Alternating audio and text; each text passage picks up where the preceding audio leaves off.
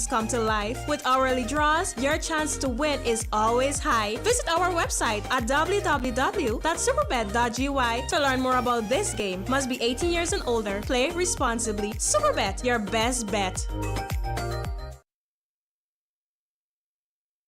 Surprise your family today with a nice vanilla-flavored cake made with Maid Marian cake flour. It's perfect for the birthday, anniversary, special occasion, or just celebrating the joy of having your family together. So get a pack or two of Maid Marian cake flour to make that moist, fluffy, vanilla-flavored sponge cake, donut-shaped cakes, Swiss rolls, and other delicious baked goods. Bring on the smiles with Maid Marian cake flour. Made and packaged not by hand by Nomilco, the National Milling Company of Guyana. National Milling Company of Guyana. Attention seafood suppliers, Dave's, the largest purchaser of fresh fish from Guyana, is interested in buying from you. Dave's deeply cares about bolstering the local economy and is looking to begin business with an eager seller of fresh fish and agro products. Dave's needs a constant supply of snapper, butterfish, bangameri, bundari crab, sheriga crab, white belly shrimp, bon carilo, edo, saijambaji, and more. Contact Dave's West Indian Imports at 21 Middle Street, Viceless, East Coast, Demerara. Telephone 501-4087 or 644-8999. Dave's will purchase. Finger licking good, yeah, got me in the mood for sharing. Come and join the party at KFC. Get a sing a sandwich, I take a bite. It's the best flavor, best vibes. Get a bucket with your friends, pass it to the left, and have the best time of your life. Finger licking good, yeah, got me in the mood for sharing. Come and join the party at KFC, at KFC. It's here. Igloo ice cream.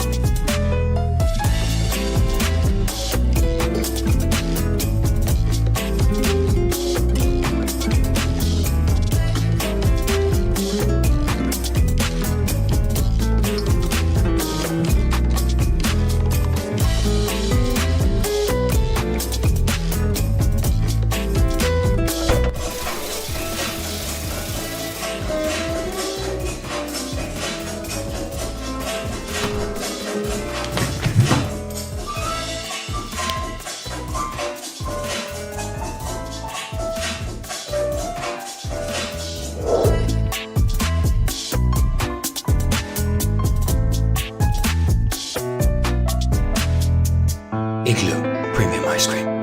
Not all good things must come to an end.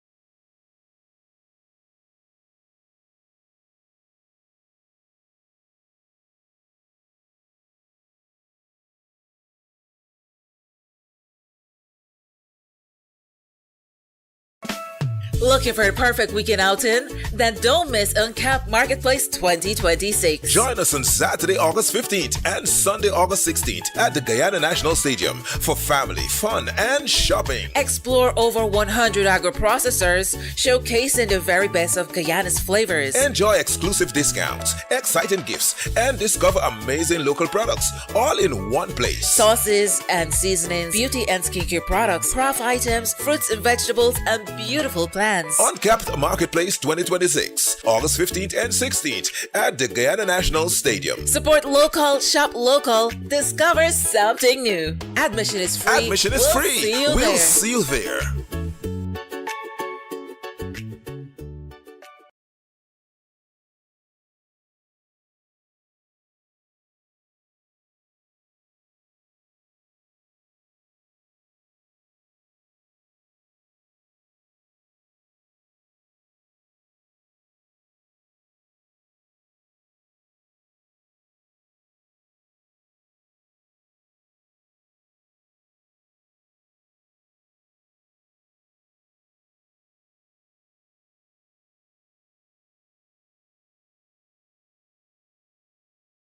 Will always be a winning combination. Visit our main office at 12 Lombard and Deroy Street or our branch office at 66 Ben Street, Georgetown, or telephone 225-9530 227-0904.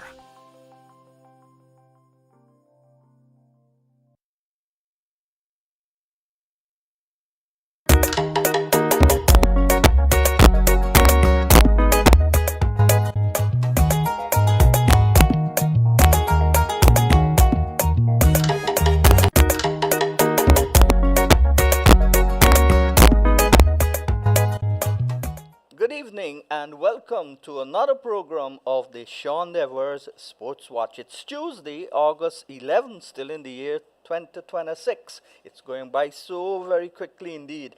I'm Sean Devers, welcoming you to this program. On this program, we talk about swimming. We're making a big splash with the fastest female in the 50-meter butterfly in Guyana, Sharika Lewis, and of course, triple CAC gold medalist, Rikran Noel. He is a Guyanese, US-based Guyanese citizen. He was born in America and he's come back to Guyana as a little boy, and then he learned to swim here, and then he went away again to America, and he's coming back every year or so. So he's well equipped with Guyana, and this program comes to you with the compliments of Dave's West Indian Imports, KFC, Namalco, Builders Lumberyard, Sterling Products Limited, and Survival Supermarket. Yeah, good evening to everyone, wherever you are, across the length and breadth of the 83,000 square miles of this beautiful country called Guyana, and wherever else you're listening and watching this program on the radio, or you're watching it on the Facebook Live, or you're watching it live on YouTube. Good evening to my two sons. They're back from Canada on holiday, Justin and Jaden. Good evening to their mom. And good evening to Ricardo, my biggest son, their brother, so his family. And also to all the coaches in swimming, Coach Sean Bash, Coach Hami. That's a very helpful fella. I got to say a young fella, but he's not so young. He's a good fellow though.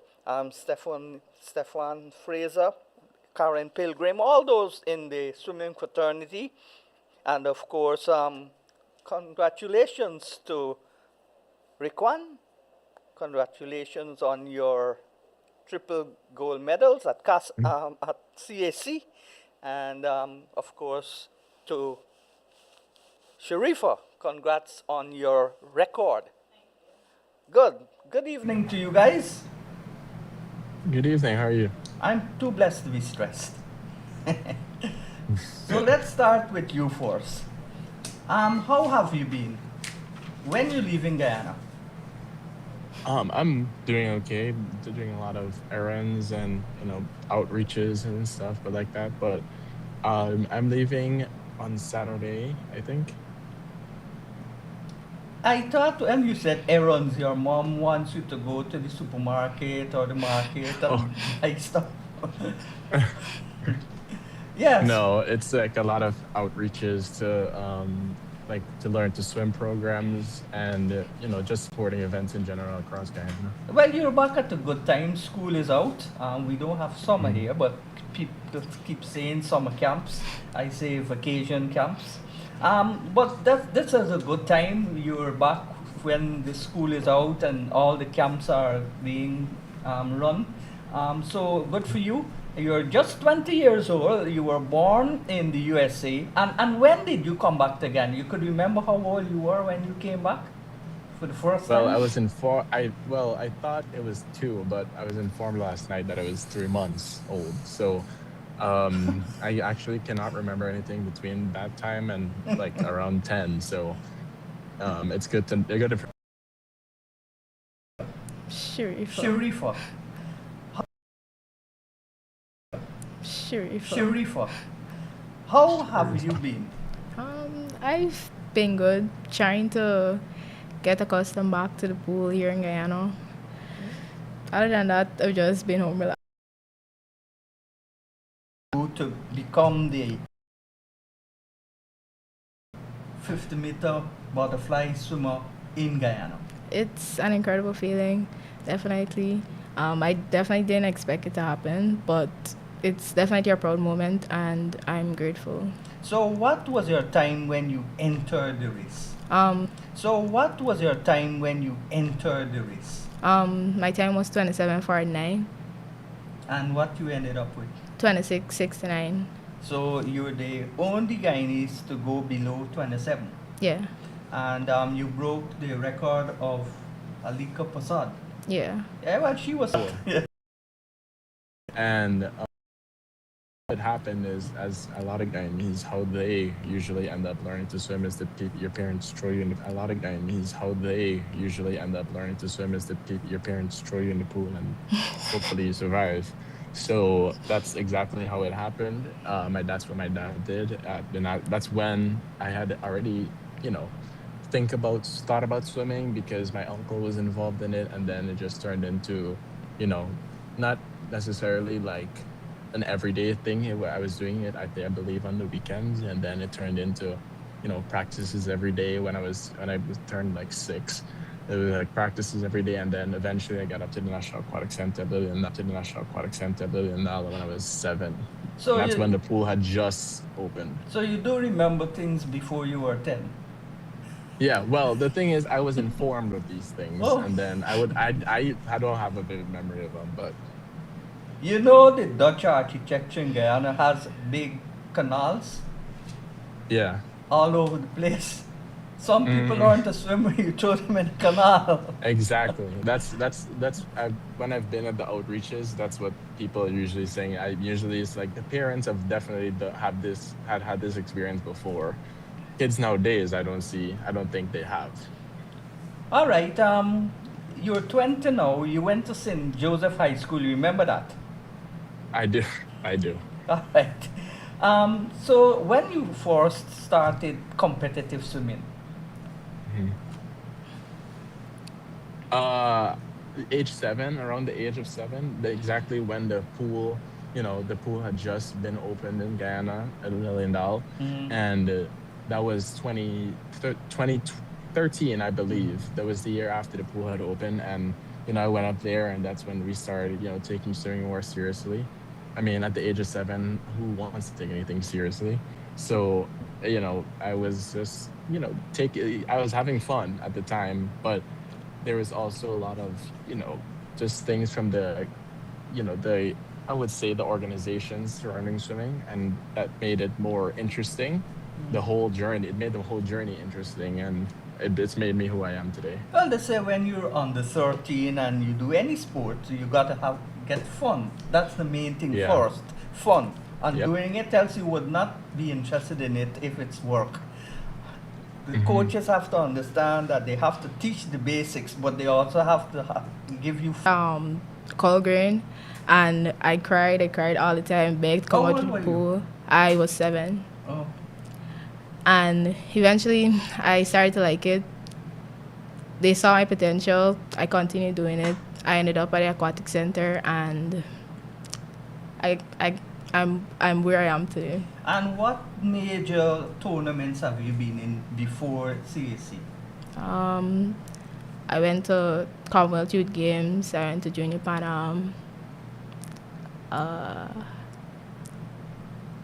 I can't remember anywhere at the top of my head right So what is your favorite moment or your most memorable moment?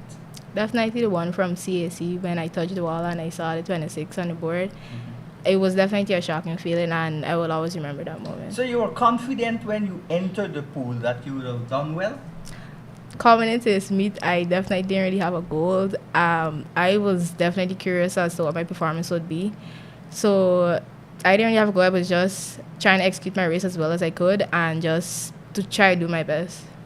Okay, and a strange thing, you missed doing the 200, the 200 something you missed. Why did you miss that race? It's the 100 backstroke, yeah. Backstroke, That- yeah. you missed that. I would believe on Friday. Yes. I think the only reason my coach and I decided to pull it is because as the meet went on, I was getting more and more exhausted. That I could not get, or even 7 for that matter, just because of late anti-doping tests. Even 7 for that matter, just because of late anti-doping tests, and just travel to and from the pool was an hour and change, so that made it really difficult to execute races that I would want it to. So that's the only reason I really scratched it. It's just because I had bigger goals in mind for the 200 freestyle on Saturday, and I wanted to execute that as best as I could, and the only way to do that was to scratch the 100 back. All right, you got gold medal. All right, you got gold medals in the 200 meters individual medal, the 200 meters butterfly, and the 200 meters freestyle. What is your favorite style in the pool? With swimming, it's that the fact of the matter is that a lot of people gravitate towards what they're doing best in as to call it their favorite. But my favorite will always be a 200 butterfly. I mean, it's a very challenging event, but I think that it'll how I progress in the event, it'll come time that I ended up with on that Saturday. And it made me realize that I have more in the tank for that event, and that this is the thing I'm saying, like going back and forth with your favorites, just because you're eager to see how much faster you can get in those events. And Sharika, what's your? I got it right. Sharifa. Yeah. What is your favorite style?